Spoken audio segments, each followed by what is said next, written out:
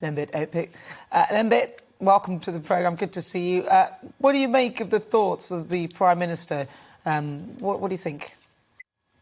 I don't buy it, Nana. Factual mistake. He said that things are going warmer faster than ever before. That's simply not true. He needs to explain then the medieval warm period, the Roman warm period. You mentioned the Romans. Those periods were warmer. Certainly the first and the second of those was warmer than now. Why is that happening? Also, he doesn't seem to have any understanding about how the Earth goes around the sun, which is a big factor, how the sun changes, which is a factor. There is no climate emergency. It's awkward for me to say it. I had an argument with somebody this afternoon when I said I was coming on to GB News. Fundamentally, this is a religion which has gone crazy, and that's what's causing the problem.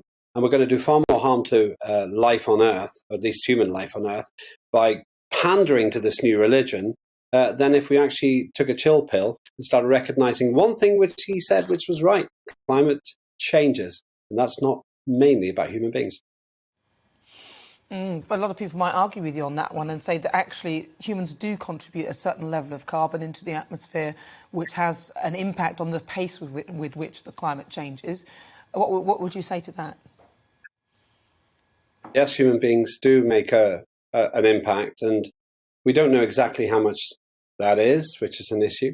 But fundamentally, I'm saying it's within acceptable parameters.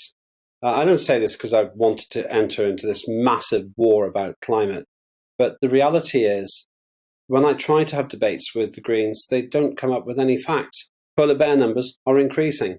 It seems the Antarctic ice sheet is getting bigger. At least there's more ice there, to be precise.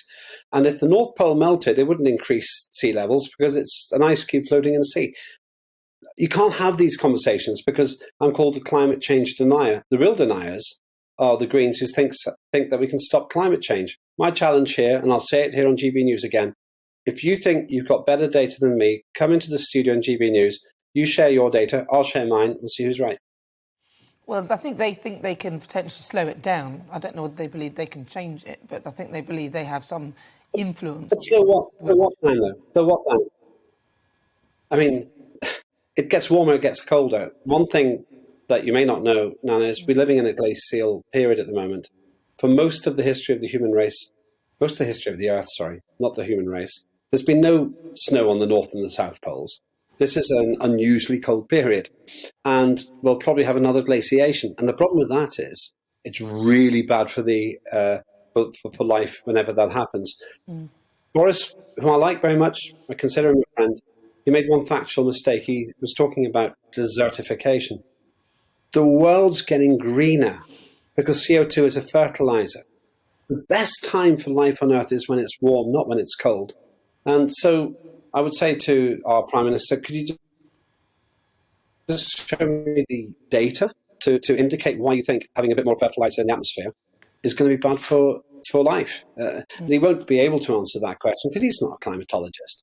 But there's so many people who would love him to carry on with this agenda. I'm saying, Boris, just stop. Just let's think about the damage that this could do to life in Britain, life in the West.